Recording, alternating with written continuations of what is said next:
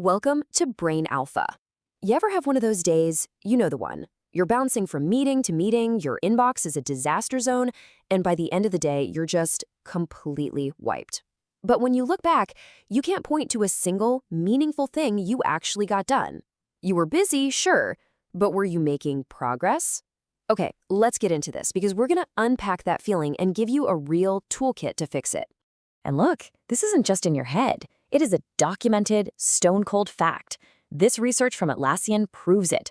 A third of your day just on email, and half of the meetings we all sit through feel like a total waste of time. It's no wonder we feel like we're just spinning our wheels.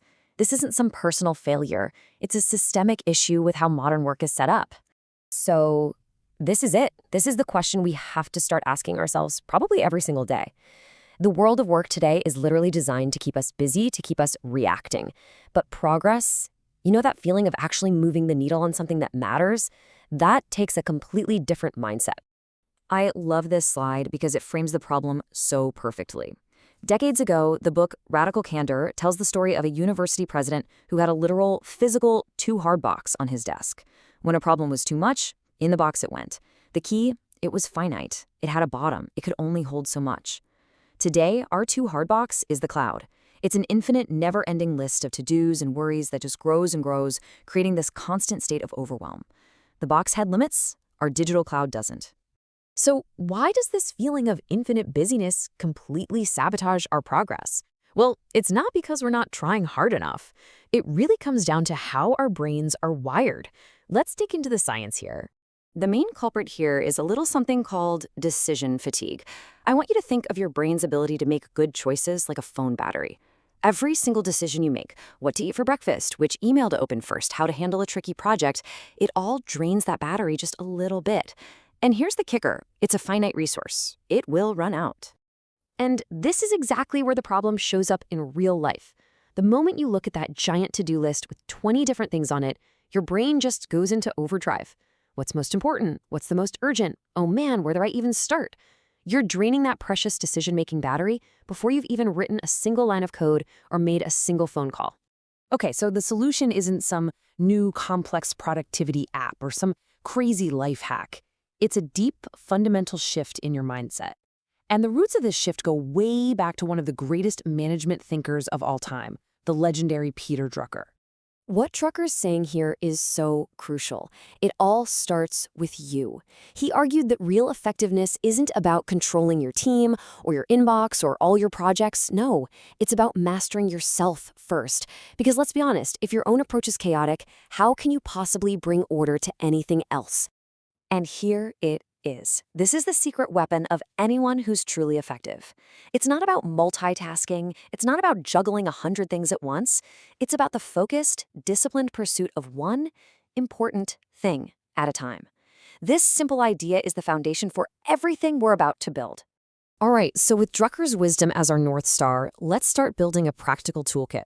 And step one is to get all of that noise, all that mental clutter out of your head and onto something physical. You know, the CEO of OpenAI, Sam Altman, uses a system for this that is shockingly low-tech. He carries a simple, pocket-sized notebook with him everywhere he goes. The real magic is capturing ideas as they come, raw and unfiltered, no judgment. Then, once a week, he physically rips out the pages, spreads them all out on a table, and starts to process them, grouping similar thoughts, tossing out the junk, and moving the real gems into a digital file for later. So why does a simple notebook work so unbelievably well? Well, it taps into this really powerful psychological bias called the IKEA Effect. Basically, research from Harvard found that we place a much higher value on things that we had a hand in creating. The actual physical act of writing, of tearing out pages, of sorting your own ideas, it makes them feel more yours. It creates a sense of ownership. And here's a fantastic, kind of weird story that proves it. Back in the 50s, when instant cake mixes first came out, they were total flop. Why? Because they made it too easy. Bakers felt like their skill didn't matter anymore. So what was the brilliant solution? The manufacturers changed the recipe, so you had to add an egg. That one tiny bit of labor was just enough to give people a sense of pride and co-creation. It's the exact same thing that happens when you write your ideas down by hand. So you've captured all your ideas. Fantastic. But now you've got a new problem, right? A big pile of notes. So the next step is to bring some order to that chaos and figure out what actually deserves your time and attention. Let's check out how to do that. This right here is a total game changer. Forget the endless to-do list. Instead, you commit to completing just 3 things. Not 10, not 5, 3. This simple rule is brilliant because it forces you to make the hard choices upfront, which completely short-circuits that decision fatigue we talked about earlier. It gives your day a clear finish line. But okay, how in the world do you pick just 3? Well, here are 3 awesome filters. First, think in terms of impact versus effort. You're looking for those quick wins, the low-effort, high-impact tasks. Second, use the classic 80-20 rule. Ask yourself, what's the 20% of work that's going to give me 80% of the results? And finally, and this one is so important, you have to learn the difference between what's important and what's merely urgent.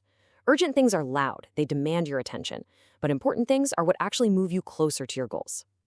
All right, we've captured our ideas, we've prioritized our top 3 tasks for the day. The final piece of this puzzle is actually carving out the time and the space to get them done. Let's go back to Atlassian for a second. They didn't just point out the problem, they actually tested a solution. They ran this cool experiment where they had employees intentionally redesign their calendars to protect time for deep work, instead of just letting meetings and pings run their day. And the results were pretty stunning. The people in the experiment declined 17% more meetings, which freed up about an hour and a half every single week. And they started time boxing, scheduling specific blocks for specific tasks almost 50% more often. It just goes to show that with a little bit of intention, you can take back a huge chunk of your time. And here's the 5-step plan they use that you can literally start using today. First, do a calendar audit. Be ruthless. If a meeting isn't essential, decline it. Second, the meetings you do have to attend, try to group them together. That creates these big, beautiful, uninterrupted blocks of time. Third, schedule those open blocks as focus time and dedicate them to your 3 tasks. Fourth, and this is a big one, schedule a separate short block of time just for answering emails and messages. That stops them from distracting you all day. And finally, track how you're doing. Seeing that the system works is the best way to make the habit stick. And look at that. It brings us full circle right back to Peter Drucker. Every single part of this toolkit, capturing your ideas to clear your mind, prioritizing to find your focus, and designing your day, it's all about one thing, intentionally clearing away the clutter so you can actually do the work that matters. So, I'll leave you with this final, really powerful question inspired by Drucker. See, it's not just about what you start doing, it's also about what you stop doing. So take a hard look at your calendar, at your project list.